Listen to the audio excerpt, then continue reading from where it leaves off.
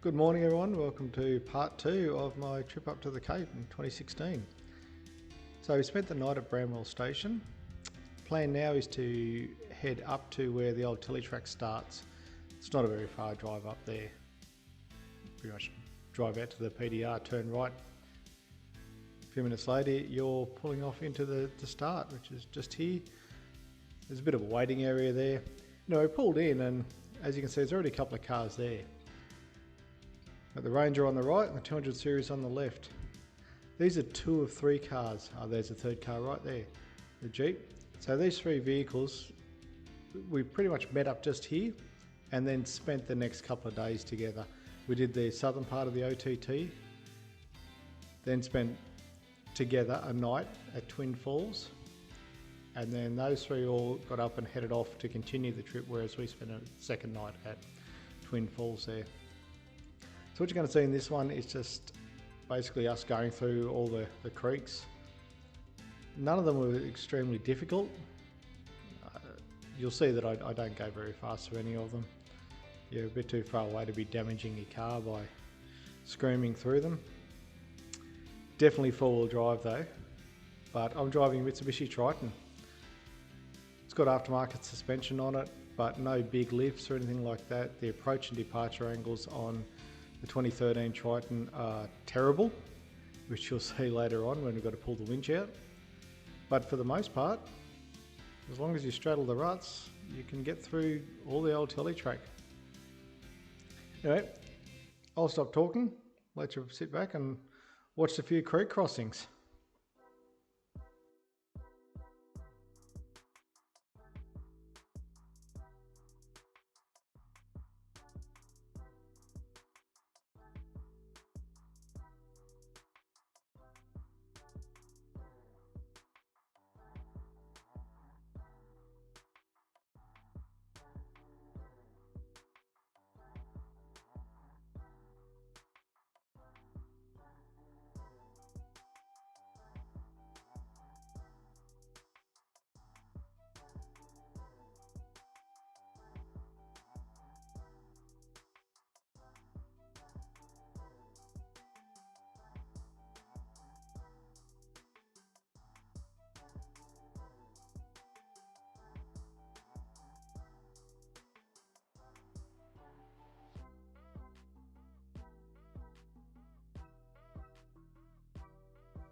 Now normally before I drive through any creek or anywhere I haven't been before, I'll often walk it just to make sure there's no sneaky potholes that want to swallow the car on me.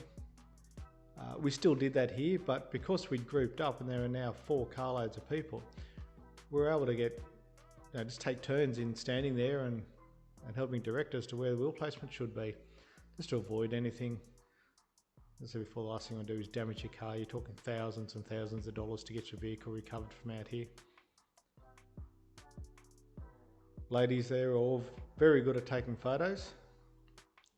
Now this point here is where you can elect to go back out to the development road or continue on the old Teletrack. If you continue on from here, then you're going to come across Gunshot. Now most people that have even looked or thought about going up to the Cape doing the old Teletrack would have seen the videos of Gunshot Creek. There's the main track where basically all the vehicles take a nosedive into the bottom of it.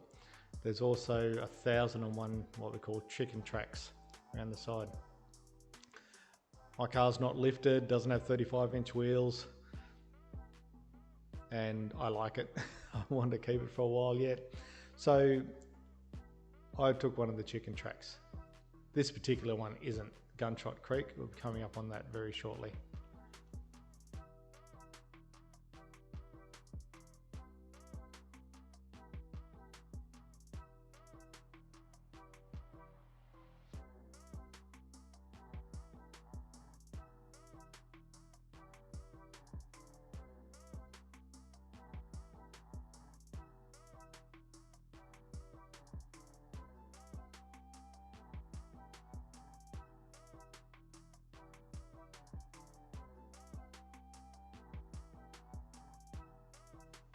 And here it is, Gunshot Creek, the breaker of so many cars. I think we counted about 14 different options on the day that we were there that you could take. After looking and assessing a lot of them and deciding how much we like our cars, we took this chicken track, which is still quite steep. When I was sitting in the car, I couldn't actually see out the windscreen. I was pretty much looking straight at the roof of the car. Actually, the dash cam picked up a better view than I could. Because of the sharp corner in the bottom of it, I knew I was going to get hung up. So what I'd done is I'd already pulled out my winch extension strap and we'd hooked it up to one of the trees on the other side of the creek down there, so that all I had to do if I did get stuck was just run the winch cable out. Anyway, down we go, inching it down, and eventually you get to the point where it's just, there's no going back. So off you go. You can see by the angle of the trees there just how steep it really is, and it's just sludge in the bottom. Now I run mud terrain tyres on my four-wheel drive because I'd lived up the Cape for quite a few years and it was pointless running anything else. If you're only going up and down every now and then all terrain would be okay, but as you can see from what this track looks like, all terrains clog up very quickly.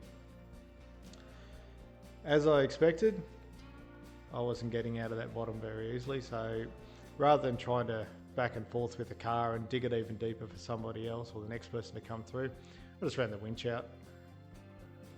Just pull the car out, that's what it's there for, so why not use it?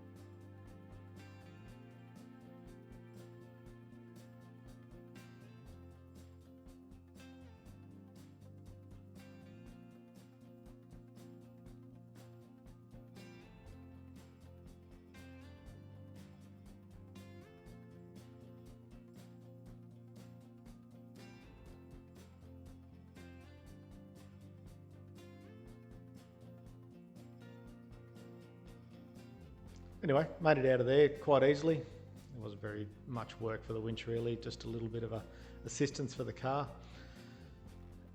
At the exit to Gunshot, people have decided to put up all their, I don't know, trophies, memorabilia, whatever they want to call it.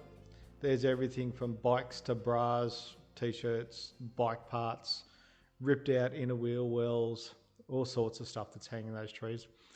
And usually during the wet season, most of it's going to get washed away except for the stuff right up high. How they get some of it up there, I really have no idea. My mate Greg, who was in the Ford Ranger, that's not Greg holding the cable there, Greg's back in his car, he had similar problems to what I did. Being a twin cab, bad approach and departure angles, just need that little bit of assistance. So I just spun around, drove back up there, and act as a good anchor point just to be able to help him get out of there. We popped him out, no real worries. And then what do we have next? I think there was the troopy up the back there. He just wanted to get through. Like, we were 4 cars in our little convoy, so we let him plough through. Everyone else made it and kept on going.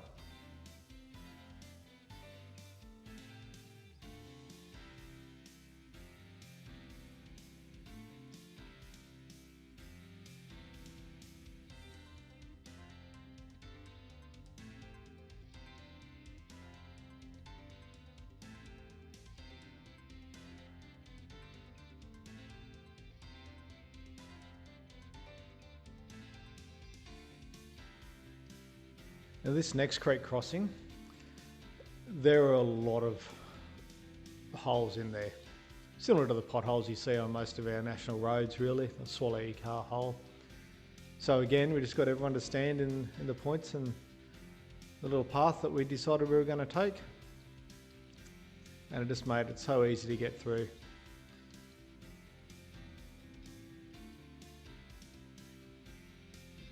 Now the two of the group decided that they were just going to go and have a look at Old Telly Track and then continue up the PDR.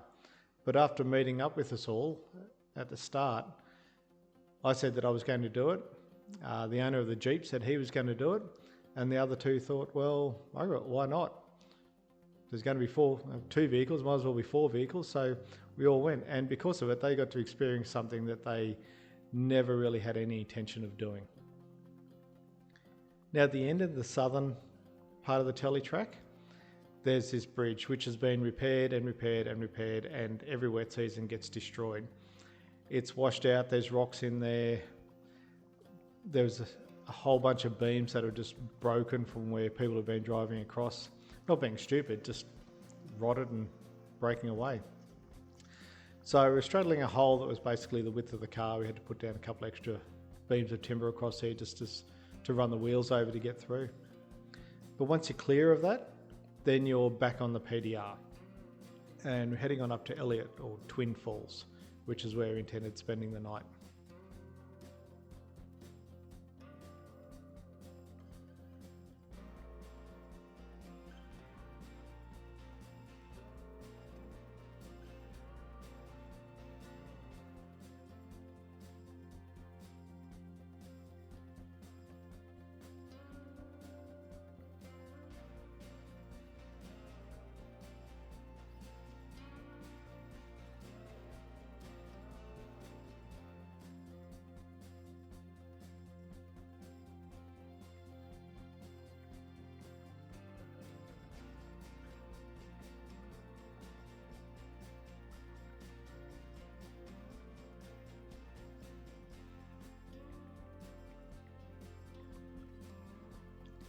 Now before too long, you're confronted with the very last creek that you need to cross to get into Elliot Falls. I've been fortunate enough to have gone through this before, so I knew the path to take and was able to go first and show the others which way to go. If you have a look on the left there is another track that goes up. I've watched multiple vehicles try to go up there. It was earlier in the season, so the roads were still wet. However, it's not an easy track. It's quite steep coming out, and most of them are just sitting there spinning their wheels. A couple of them had to even reverse back, which is not what you want to be doing when you're going through water. Better off just going straight through. It's a little bit deep, but as I said, I'm in a 2013 Triton with nothing major done to it, and it handled it just fine. One of them elected to put one of their car bras on, just to protect their car. Personal choice. As long as you keep a bow wave there, usually pretty good. But this is Elliot Falls, and this is where we're going to spend a couple of nights. So that's the end of this one. As always, like and subscribe please. And I'll put the link up to the first one if you haven't had a chance to watch it. And then the next one will be doing the northern end of the Old Telly Track. Thank you.